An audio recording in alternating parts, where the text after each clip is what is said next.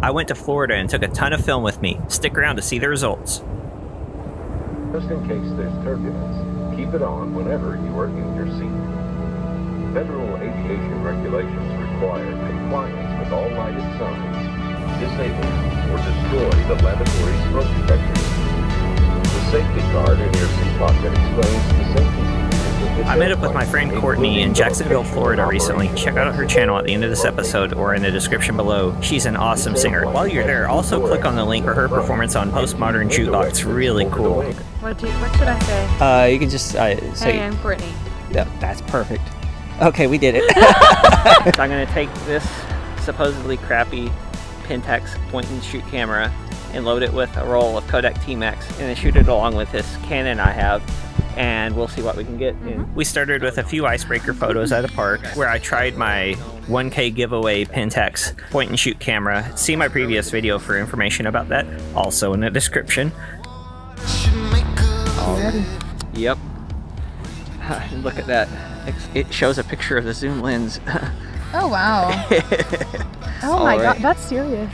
I also brought my Canon A2 Hasselblad 500 CM and my Fuji GFX 50S digital camera. I tried a roll of random Kodak T-Max and decided it would be a safe bet to try out the camera's surprising amount of features. Turn the leaves, her head will turn. Oh, there we go. Oh, good girl.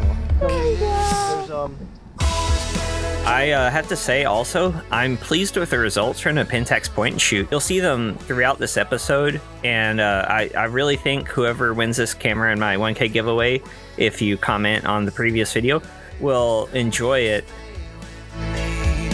My most important film for me on this trip was the Kodak Vision 3 film stock, the ECN2 variety with a notorious rimjet layer that will mess up your C41 chemistry if you give it to a lab. I recently picked up a QWD Labs kit of actual ECN2 chemistry and decided to see if I could harness this beautiful film's latitude and color rendition, and if the whole rimjet and different processing thing was going to be something I could manage. I do a lot of C41 and black and white at home, so I figured this would be worth a challenge. So I had a bunch of various Vision 3 stocks. I brought 250D, 200T, and 500T. The color is really pretty too. Body and this lens I got from a retired wedding photographer. I wound up shooting almost exclusively the 250D and 500T. I'm gonna try not to snap this back on you. Oh no! Oh no! I'm sorry. That didn't work. Okay. It's okay. And in all honesty, it's partially because I'm a little burned out on Portra. There's nothing wrong with Portra. I've been using it for over a decade now, and one of my gripes with digital photography is that everyone has a Canon or a Nikon or Sony, and it's kind of like everyone uses the same three types of film. That's one of the nice things about film. All you have to do to get a different look is just pop another cartridge or roll in your camera right there. You don't have to do plugins or try to just pull it out of the million options you have on digital. It's just simpler, and there's a lot to that, and that's one of the things I appreciate about analog photography. It can have a lot of variety, but it also is more direct in many cases. He's pretty prominent in the scene. He does music too. Awesome. Yeah. 420. Also, on top of that, the Vision 3 film is fine grain and has a lot of just the latitude and color qualities of Portra, especially the skin tones, but with a little more saturation and a little more ability to pull different things out of it by nature.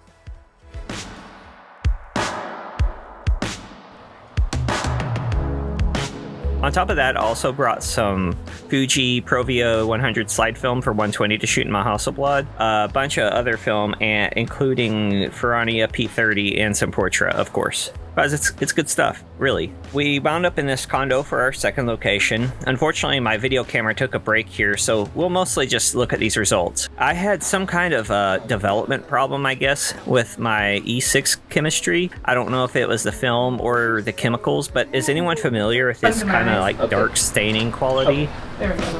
Oh! Oh, wow. That's so cool.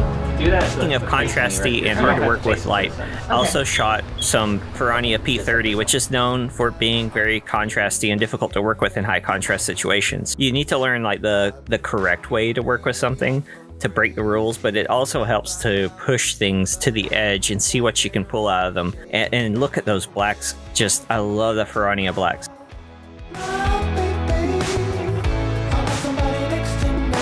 I know a super contrasty light, but there's a like almost gray or brown stain running through the entire roll, and I'm just not completely sure what's going on here. So any insight would be helpful.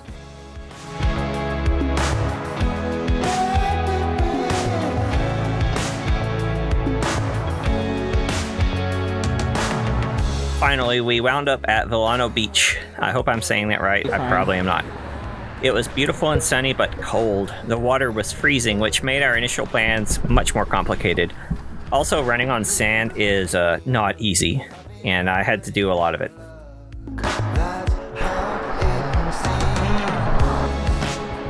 I might be able to do 1 or 2 in the water. Okay, we'll take... Okay.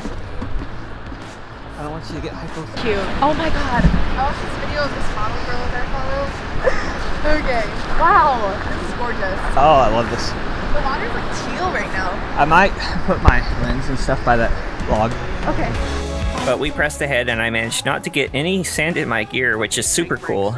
Courtney toughed it out, and I'm especially in love with how the color rendered on the Vision 3 500T with the 85B daylight filter just had a little more warmth to it versus what you get out of the 250D.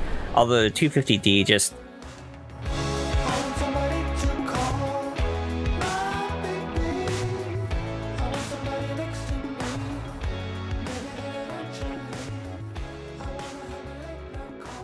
Don't want to test that. Yeah, I don't want to test it. How much sand am I going to be getting out of my shoes tonight?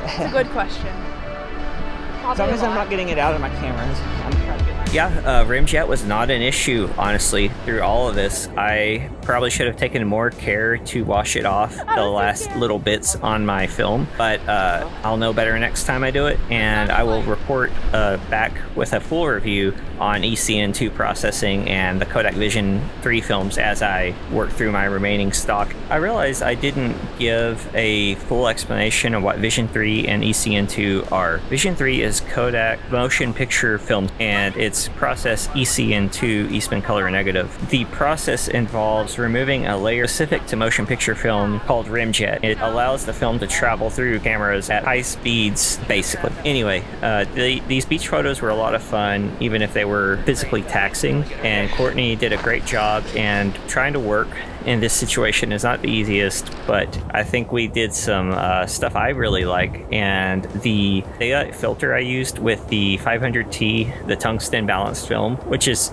pretty unique to find these days, by the way. Cinestill 800T is the most widely found tungsten film stock these days, which of course is modified 500T. Being able to work in a variety of speeds and with fine grain with tungsten balance opens a lot of doors, and I really think it looks a little more beautiful, at least in this light, than the 250D. A 250D is more like something in basic daylight that you might like, or you don't want things to be too warm. Anyway, I'm excited to try out more of this because I'm pretty happy with the results.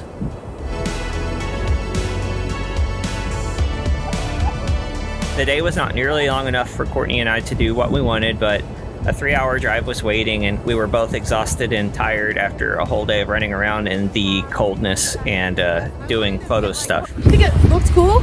I think so. I think we got some good stuff. Dying just a little, but I'm okay.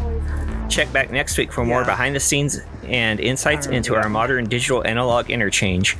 Meanwhile, make sure to subscribe and turn on notifications, and don't forget to enter my 1K giveaway by responding to my previous post. Thank you. I'd also like to thank my patrons listed here, which I'm very sorry I forgot to post on the last full episode. But I really do appreciate you, and if you'd like to join my Patreon, I'm working really hard to make that more functional. Sending out mail can be a little difficult, but I'm getting there. I sent out 100-something zines. I can do this, okay?